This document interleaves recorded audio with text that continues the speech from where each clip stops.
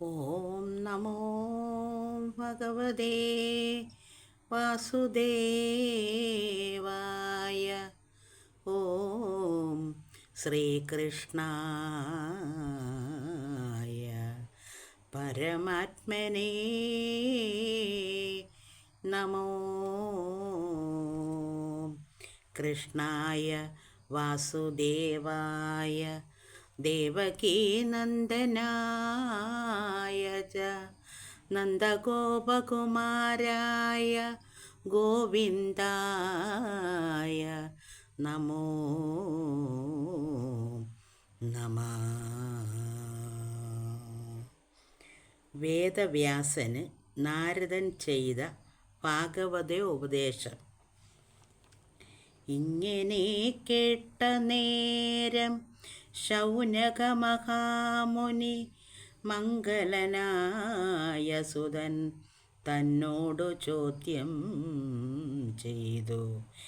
ഏതൊരു കാലത്തിങ്കൽ ആരുടെ നിയോഗത്താൽ ഏതൊരു ദേശത്തു നിന്ന് എന്തൊരു നിമിത്തമായി ബാദരായണൻ മുനി ചമച്ചു ഭാഗവതം. ഏതുമൊന്നിലും ഒരാകാംക്ഷയില്ലാത്ത ശുകൻ ആദരാലതു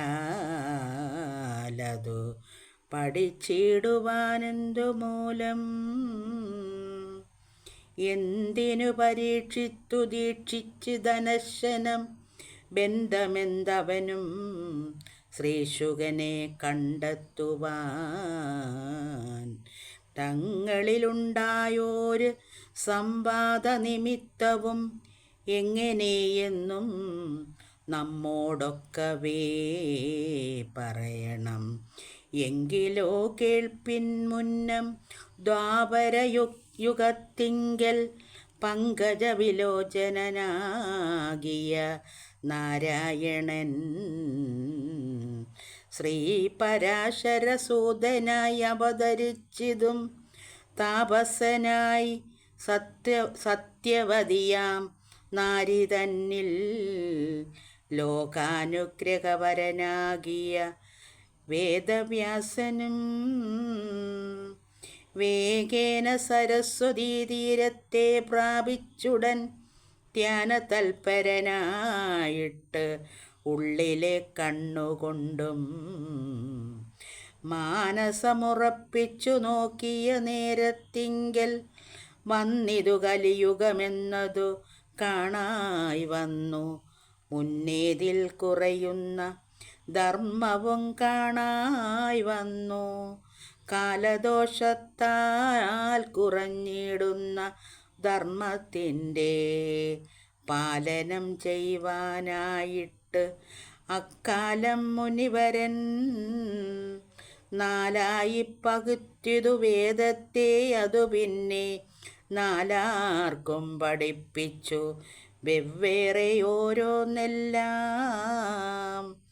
വേദത്തിൻ പൊരുൾ വെളിച്ചത്തു കാട്ടിടുവാൻ ആദരാൽ പുരാണങ്ങൾ ചമച്ചു പഠിപ്പിച്ചും ലോകാനുഗ്രഹാർത്ഥമായി അങ്ങനെ ചെല്ലും കാലം വ്യാകുലം തീർന്ന് ബുദ്ധി നന്നായി തെളിഞ്ഞീല. എന്തോരു കുറവെനിക്കിങ്ങനെ വന്നിടുവാൻ ചിന്തിച്ചാലൊരു മൂലമെന്നെല്ലാം പലതരം ചിന്തിച്ച് ഇരുന്നീടിന കാലത്തിങ്കൽ അന്തരായി കാണായി വന്നു നാരദമുനിയെയും.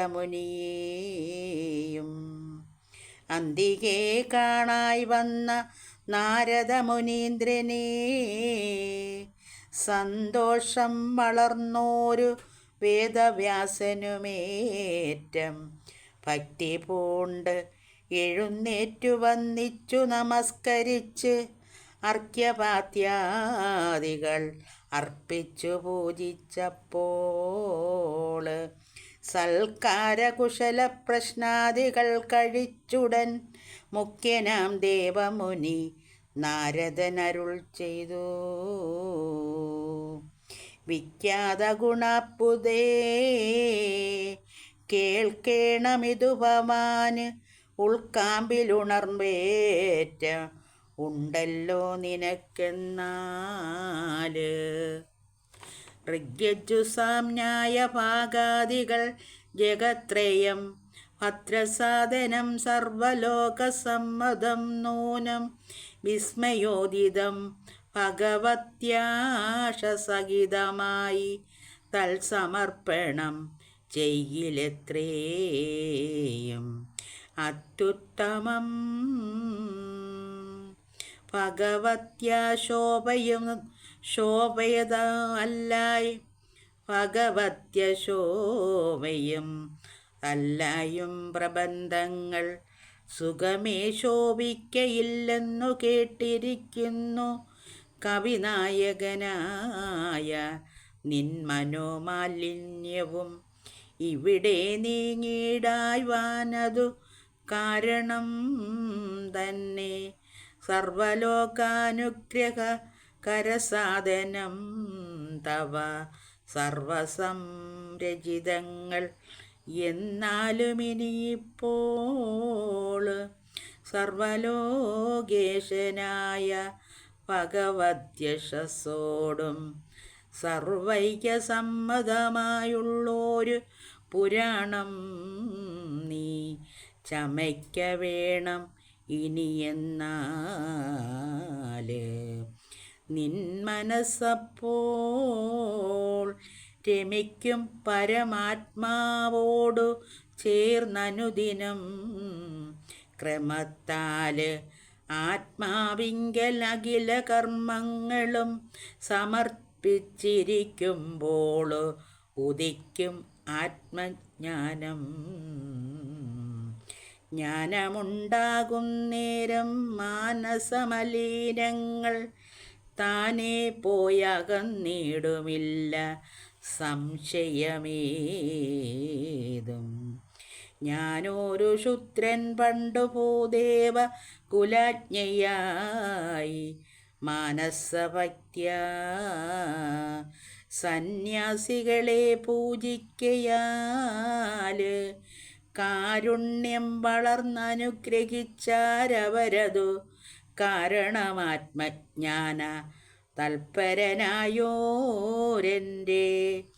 മാതാവ് മരിച്ചതു ദൈവാനുഗ്രഹമെന്നോർത്തു ഏതുമേ മനസ്താപം അതിങ്കലുണ്ടാകാതെ കേവലം ശേഷക്രിയ ചെയ്തുടൻ പുറപ്പെട്ടു ഭാവനാവശാല് സർവം ത്യജിച്ചു ജിതേന്ദ്രിയം ഭഗവത്യാനത്തോടു കൂടവേ വനം പോക്ക് ഭഗവത് ഉപാസനാരതനായി വാഴുംകാലം. ധ്യാനവിസ്ഫുരിതനാമീശ്വര ഗുണരൂപം കാണാഞ്ഞു പരിഭ്രമിച്ചിടിനോരെനിക്കൊരു വാണിചെഞ്ചമ്മേ കേൾക്കായി വന്നിതു നിനക്കെന്നെ കാണണമെങ്കിൽ അവകാശമില്ലീ ജന്മത്തിൽ.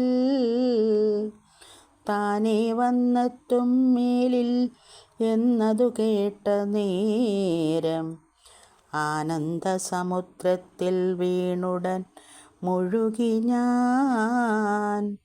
മാനസഭക്ത്യ ഭഗവത്യാശുകളെയും ഗാനം ചെയ്തങ്ങു നടന്നായുശേഷത്താലുള്ള കാലങ്ങൾ കഴിച്ചേഴാം ബ്രഹ്മാനന്ദനിപ്പോൾ കാലാത്മാകാലം കൊണ്ട് സർവവും സാധിപ്പിക്കും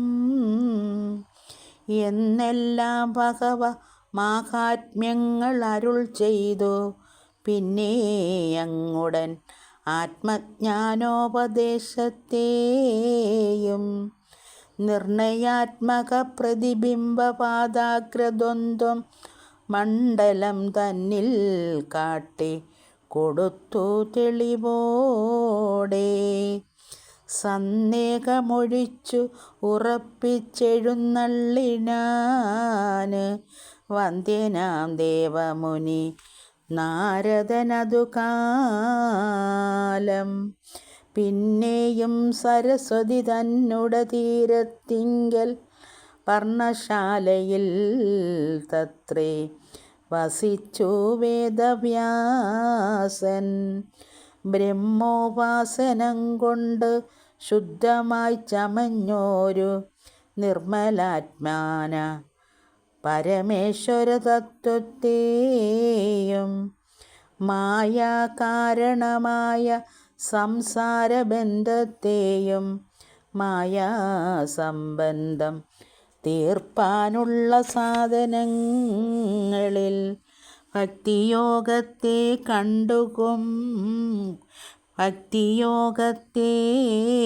കണ്ടുകൊൾകാമ്പിൽ ഉറപ്പിച്ചു.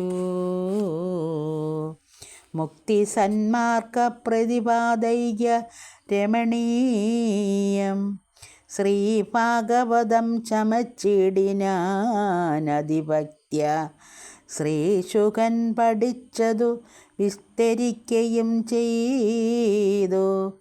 സൂതനാലുദിതമായിങ്ങനെ കേൾക്കായപ്പോൾ പ്രീതനായി മഹാമുനി ശൗനകൻ ചോദ്യം ചെയ്താൻ. അടുത്ത ഭാഗം നാളെ.